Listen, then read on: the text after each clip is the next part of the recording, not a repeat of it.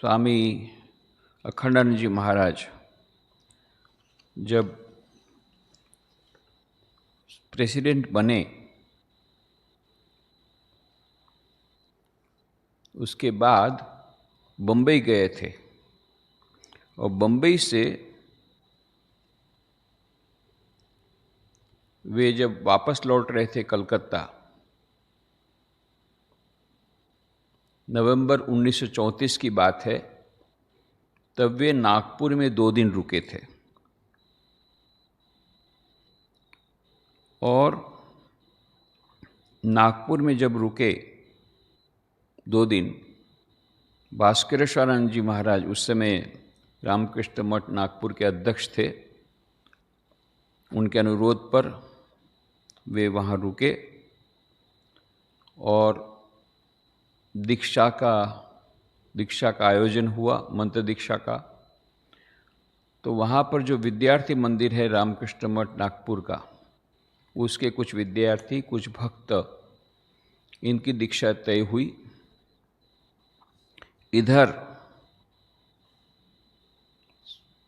स्वामी अखंडानंद जी महाराज गए मंदिर में सुबह 8 बजे। उन्होंने खिड़की दरवाजे बंद कर लिए, भीतर में ध्यान करने के लिए बैठे। तो साधारणतः 15 मिनट आधा घंटा लगता है, उसके बाद में दीक्षा आरंभ होती है। परंतु यहाँ पर 4 घंटे तक महाराज बाहर नहीं निकले। सब लोग सोच रहे थे क्या होगा क्या नहीं। फिर उन्होंने बाहर निकल के कहा आज किसी की दीक्षा नहीं होगी। केवल एक महिला की दीक्षा हुई, बाकी सब लोग बहुत रोए। महाराज ने कही दीक्षा नहीं होगी। अब ये तो बाबा जी का सब ऐसा ही था मामला, विचित्र मामला, और सब कुछ विशिष्टता उनकी थी। तो क्या हुआ, कैसी प्रेरणा हुई पता नहीं। उन्होंने कहा जिनको दीक्षा लेनी है सारगाछी आना पड़ेगा। फिर उसके बाद में कुछ लोग वहाँ पर सारगाछी गए। तो इसके बाद में वहाँ पर नागपुर में एक थे अमिताभ महाराज, इनका बाद में आनंद चैतन्य महाराज नाम हुआ, और एक थे रघुवीर धोंगड़े। ये विद्या मंदिर में रहते थे, विद्या रामकृष्ण मठ नागपुर के। तो वो फिर बाद में चले गए सारगाछी। उनका नाम हुआ तुरिया चैतन्य और फिर बाद में उनका नाम हुआ राघवानंद। ये जो रघुवीर धोंगड़े, इनके एक परम मित्र थे। ये परम मित्र जो थे ये माधवराव गोलवलकर, दोनों परम मित्र थे। तो माधवराव गोलवलकर भी धीरे धीरे अपने मित्र के कारण रामकृष्ण मठ नागपुर में आना शुरू किया था। उनके भी इच्छा हुई थी कि वो भी संन्यास ले लें और सारगाछी में ब्रह्मचारी के हिसाब से ज्वाइन करें रघुवीर के समान, परंतु वो हो नहीं पाया क्योंकि उनको माता पिता से अनुमति लेनी थी। तो अनुमति तो ली नहीं फिर बाद में, पर कैसे भी करके विजयादशमी का पर्व खत्म हुआ, उसके बाद में वो वहाँ पर गए और नवंबर 1936 को वे पहुँचे उधर सारगाछी। और वहाँ पर फिर उन्होंने अखंडानंद जी महाराज की बहुत सेवा की। इतनी अच्छी तरह से सेवा की कि महाराज उस पर बहुत प्रसन्न हुए और वो ब्रह्मचारी के ड्रेस में रहते थे। सब कुछ तय था कि वहीं पर रहेंगे। उनको भी फिर बाद में मन भी नहीं हुआ वापस जाने का। इधर इन्होंने बुला लिया था अमिताभ महाराज को नागपुर से दिसंबर में। तो जनवरी में फिर बोले अमिताभ महाराज मैं वापस जाता हूँ नागपुर। नहीं, तुम नहीं जा सकते। स्वामी अखंडानंद जी महाराज ने कहा मैं तो कुछ दिनों का मेहमान हूँ, कभी भी मेरा शरीर छूट सकता है। और सचमुच में उनका तबीयत इधर उधर होता रहता था, ऊंचा नीचा होता रहता था। तब इसमें बड़ी चिंता हो गई। अमिताभ महाराज ने बोला अरे ये लड़के की दीक्षा तो कुछ कर दीजिए, माधव की मंत्र दीक्षा तो दे दीजिए। तो अकानंद जी महाराज की ठीक है, मैं रामकृष्ण देव से पूछूंगा। 4 दिन बाद उन्होंने कहा, रामकृष्ण देव ने कहा है उसकी दीक्षा देने के लिए, बोलो कल उसकी दीक्षा होगी। और इधर ये माधव गोलवलकर तो इतने प्रसन्न हो गए, प्रसन्नता मानो टिकती नहीं है हृदय में। दीक्षा होगी, मंत्र दीक्षा होगी, जिस चीज़ के लिए आतुर थे वो मंत्र दीक्षा, वो दिन आया, सुनहरा दिन आया और मंत्र दीक्षा हुई।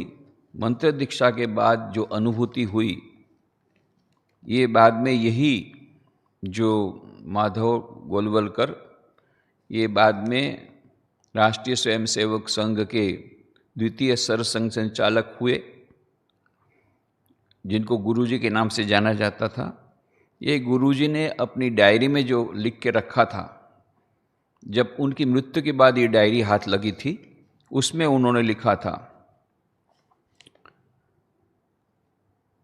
Red letter day for me to be noted down in the words of gold. आज का दिन है, वो अत्यंत स्मरणीय है, वो स्वर्णिम अक्षरों से लिखा जाना चाहिए। For did not the fortune of countless millions of births smile upon me and confer upon me the bliss of being graced by the Master?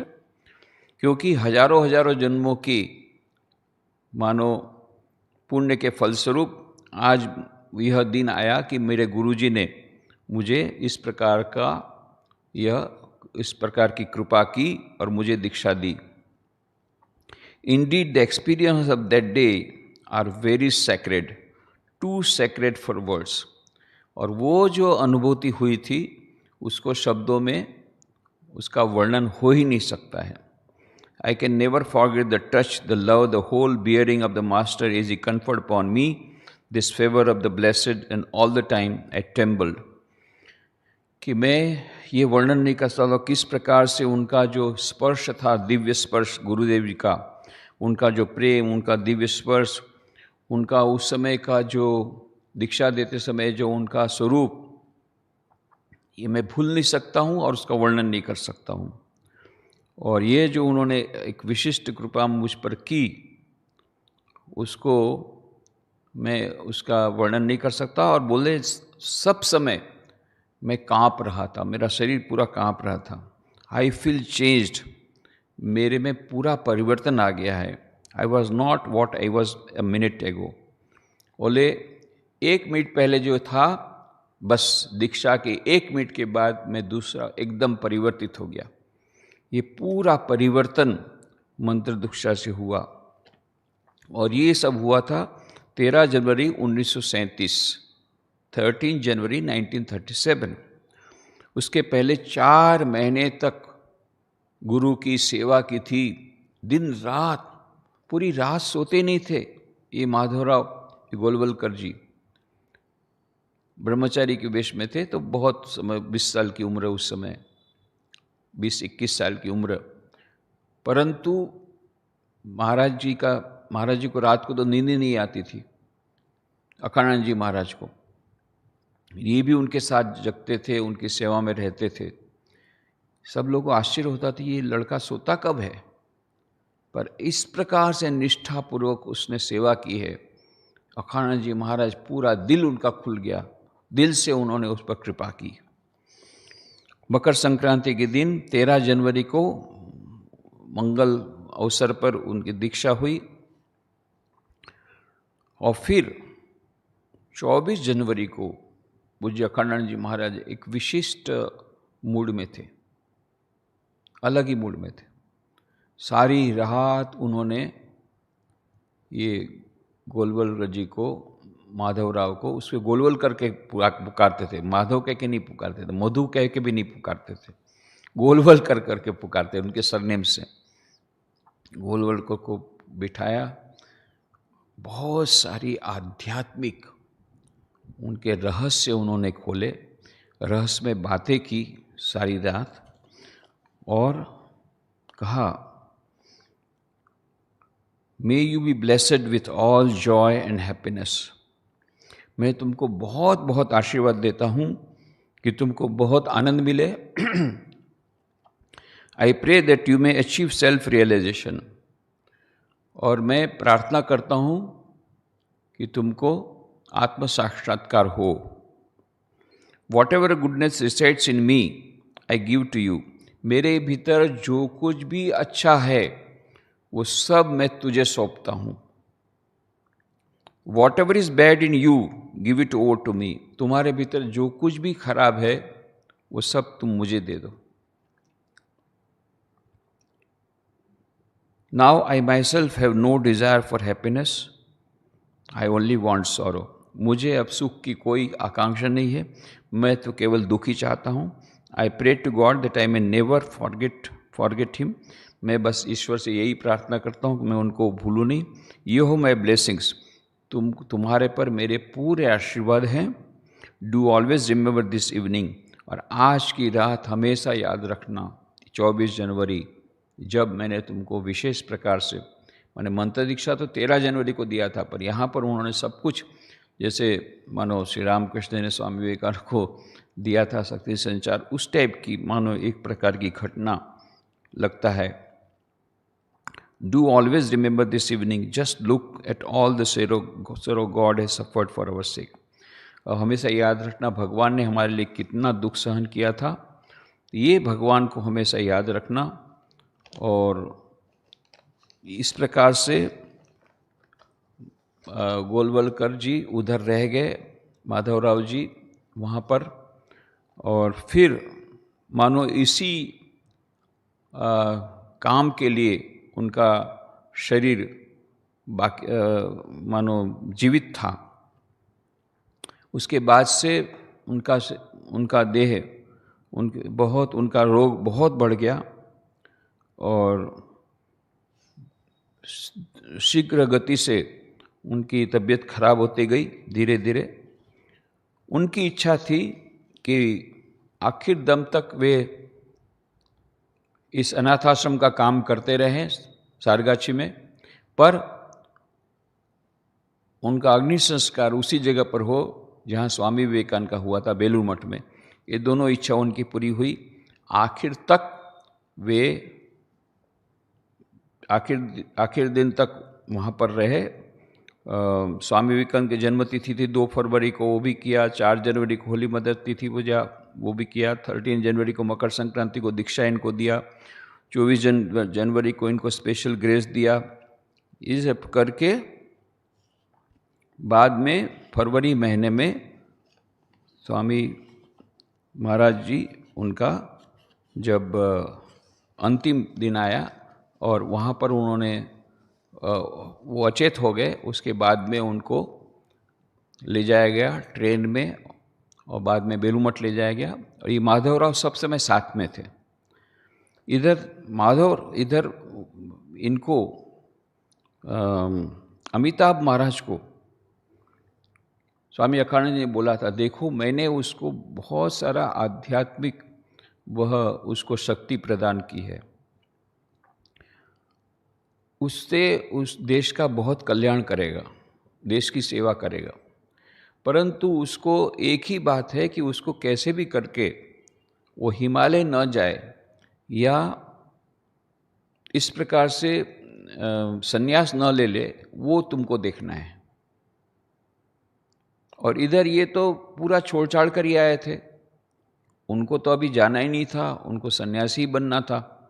इतना ही नहीं, जब इनका स्वामी अखानंद जी महाराज का जब शरीर चला गया तो उनमें इतना वैराग्य आ गया, तो उन्होंने सोचा मैं अब हिमालय जाऊंगा, मुझे किसी से लेना देना नहीं है, घर में नहीं लौटूंगा। तब अमिताभ महाराज ने समझा बुझा करके कहा, क्योंकि उनके ऊपर गुरुदेव का ये आज्ञा थी कि उसको वापस भेजना, तब उन्होंने समझा बुझा करके वापस भेजा नागपुर। तो जब नागपुर गए तो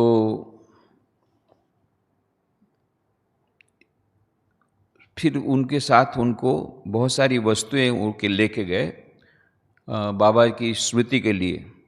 तो एक तो बाबा का फुल साइज फोटो, माने अखानंद जी महाराज का फुल साइज फोटो, अखंडानंद लिखा हुआ था उनके ऊपर महाराज के द्वारा, ऐसा बिग साइज का फोटो ले गए।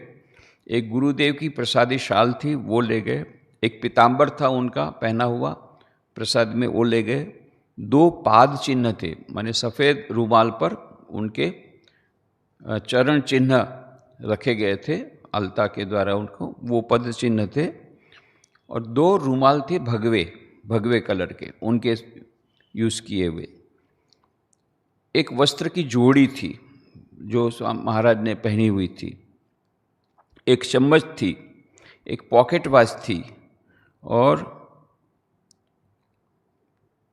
अखंडानंद जी महाराज के जो अग्नि संस्कार किए देह के, उसकी जो राख थी, एशेस, और उनके हड्डियाँ, ये जो उनको जिसको हम रेलिक्स बोलते हैं, ये रेलिक्स भी वो ले गए। और श्री रामकृष्ण देव की रेलिक्स भी साथ में ले गए। श्री रामकृष्ण देव की कुछ रेलिक्स अखंडानंद जी महाराज के पास थी, उनके केश थे श्री रामकृष्ण देव के, वो भी उन्होंने, अमिताभ महाराज ने उनको दिए एज ए कंपनसेशन। और ये सब चीज़ वस्तुएं लेकर के फिर स्वामी अखंडानंद जी महाराज नागपुर गए। और फिर वहाँ पर ये डॉक्टर हेगड़ेवार बहुत चिंता में थे, क्योंकि उन्होंने मन में सोच के रखा था मेरे उत्तराधिकारी के रूप में यही रहेगा। और ये राष्ट्रीय स्वयंसेवक संघ जो संस्था है देश के कल्याण के लिए उसको शुरू की है, उसका पूरा भार उसको सौंपना था। तो बहुत खुश हुए जब वापस आए थे। और इधर ये जो वस्तुएं हैं, बाद में जब 1972 में गुरु गोलवलकर जी, उनका नाम हुआ गुरु गोलवलकर जी, इनका देहांत होने के बाद उनके रिलेटिव्स, अभी जो उनके संबंधी हैं, उन्होंने पुणे में उनका मकान है, वहाँ पर एक छोटा सा मंदिर में, छोटे से श्राइन में, ये सब वस्तुएं जो मैंने बताया, वो सब वस्तुएं उन्होंने संरक्षित रखी है, प्रिजर्व कर रखी है। वो इतना अच्छा है कि वस्तुएं कुछ इधर उधर नहीं गई है। ये सब वस्तुएं बहुत संभाल करके जो गुरुजी ने रखी थी, वो गुरुजी के संबंधियों ने उसको संभाल करके अभी पुणे वाले इनके मकान में रखी है। और इधर ये जो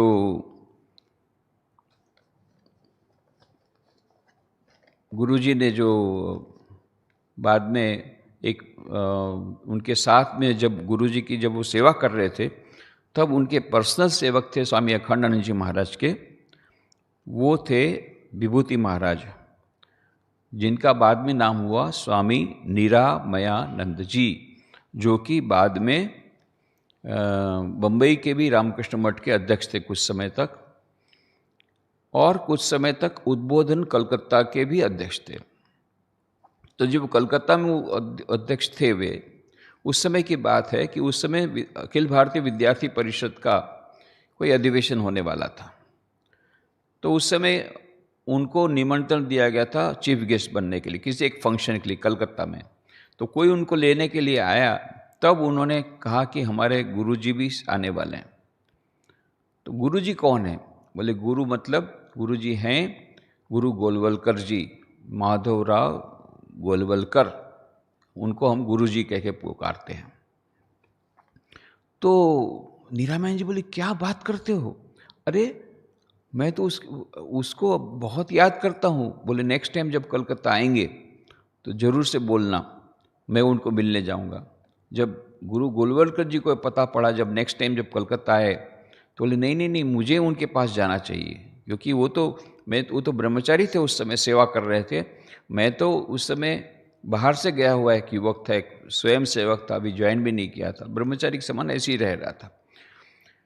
तो वो खुद आए वहाँ पर नीरामैन जी महाराज को मिलने के लिए, और दोनों एक दूसरे को आलिंगन कर दिया, और दोनों बहुत इतने आनंदित हुए। और सब पुरानी बातें, किस प्रकार से अखंड जी बाबा जी की सब बातें, ये बहुत वर्षों बाद की बात है, ये सब बातें करने लगे और अपनी पुरानी स्मृतियाँ संजोने लगे। ये नीरामैन जी महाराज ने बाद में अपना एक संस्मरण सुनाया था कि मैंने देखा एक दिन वहाँ पर सारगाछी में कहीं स्वामी अखंडानंद जी महाराज के कमरे से कुछ आवाज़ आ रही है। अभी तो रात थी, करीब 3 बजे होंगे। तो मुझे आश्चर्य हुआ, इतनी रात को क्या कर रहे हैं महाराज। तो दरवाज़ा खुला था, देख करके वो अवाक रह गए। अखानंद जी महाराज अपने बिछाने पर हैं और ये माधवराव गोलवलकर ये घुटनों के बल उनके सामने बैठे हैं और अखानंद जी महाराज 2 हाथों से उनको आशीर्वाद कर रहे हैं, तुझे ब्रह्म ज्ञान हो, तुझे ब्रह्म ज्ञान हो, तुझे ब्रह्म ज्ञान हो। ये उन्होंने देखा। फिर बाद में उनको मन में बड़ा दुख हुआ, मैं इतने समय से उनकी इस प्रकार से सेवा कर रहा हूँ, मुझे कभी इस प्रकार से आशीर्वाद नहीं दिया और उसको ब्रह्म ज्ञान दे दिया। मन में बहुत दुखी थे। अखानंद जी महाराज तो अंतर्यामी, तो एक बार उन्होंने कहा चलो बाथरूम ले चलो, पानी ले चलो, बाथरूम जाना है। वहाँ गए, फिर बाथरूम गए नहीं। फिर उन्होंने कहा देखो, जो चाहेगा उसको वो मिलेगा, जो कुछ नहीं चाहेगा उसको उससे ज़्यादा मिलेगा। तब ये महाराज समझे, अरे मेरे को उन्होंने उससे भी ज़्यादा दे दिया है, तो मैं नहा के इस प्रकार से दुखी हो रहा हूँ, मानो महाराज ने उनके अंतर की बात चलनी थी। और बहुत सारी बातें जो हुई थी उसमें से एक मज़ेदार बात कि एक बार ये सेवा कर रहे थे और इनके क्या तो 1.5 महीने हो गया था, उनके बाल उन्होंने काटे नहीं थे। तो अखानंद जी महाराज ने हंसते हुए कहा, अरे तेरे तो बाल तो बहुत सुंदर लगते हैं, कभी काटना मत जिंदगी में। तो ये अब क्यों ऐसा कहा था, महापुरुषों की बात समझ में नहीं आती है। तो फिर ये उन्होंने सचमुच में, इसलिए अब देखे होंगे गुरु जी के जो गुरु गोलवलकर के फोटो हैं उसमें बड़े लंबे लंबे बाल, तो उसका रहस्य पता नहीं था किसी को, पर रहस्य ये है गुरु की आज्ञा थी कि बाल मत काटना तो उन्होंने गुरु की आज्ञा का पालन किया। ये विचित्र क्यों करते पता नहीं। या जैसे आत्मस्थान जी महाराज ने बोला था नरेंद्र मोदी को दाढ़ी मत काटना तो दाढ़ी जब 9 अप्रैल 2013 को गए, बोले देखिए स्वामी जी आपने कहा था दाढ़ी मत काटना, अभी तक मैंने दाढ़ी रखी है। तो इनके मन में कैसे क्या आता है, मज़ेदार बातें समझ में नहीं आता, पर उन्होंने पालन किया। ये गुरु गोलवलकर जी ने बाद में पूरा देश की सेवा में अपना सारा जीवन बिता दिया और 1972 में 66 ईयर की उम्र में काम करते करते उन्होंने देह छोड़ा। और इस प्रकार से जो उनके गुरु की इच्छा पूर्ण की उन्होंने, वे सन्यासी नहीं हुए, न हिमालय गए, और इस प्रकार से उन्होंने अपनी सारी जो आध्यात्मिक शक्ति वो देश की सेवा में लगाई। तो ये एक बहुत बड़ी अखानंद जी महाराज कितना कितना किसको किस प्रकार से इंस्पायर करते थे, ये हमारे लिए बिल्कुल जानना असंभव है। कुछ कुछ बातें हम लोग को अब मिलती है तब पता लगता है कि महाराज जी ने क्या, उनका अद्भुत जीवन था, ड्रामेटिक जीवन, नाटकीय, कितने सारे कितनी बार डाकुओं के इस चंगुल में पड़ गए, कितनी बार पुलिस के चंगुल में पड़े, कितनी बार तकलीफ़ें हुई, भूत के चंगुल में पड़े, कितनी बार कितनी तकलीफ़ें पड़ी। अद्भुत उनका जीवन है, ड्रामेटिक, और कितने कितने लोगों को किस प्रकार से उन्होंने यह जो कृपा की, और उस कृपा की वजह से फिर बाद में उन लोगों ने कितना महान काम किया, ये अपने आप में अद्भुत बात है। तो आज यहीं पर समाप्त करें। ओम शांति शांति शांति। हरि ओम तत्सत। श्री राम कृष्णार्पणमस्तु।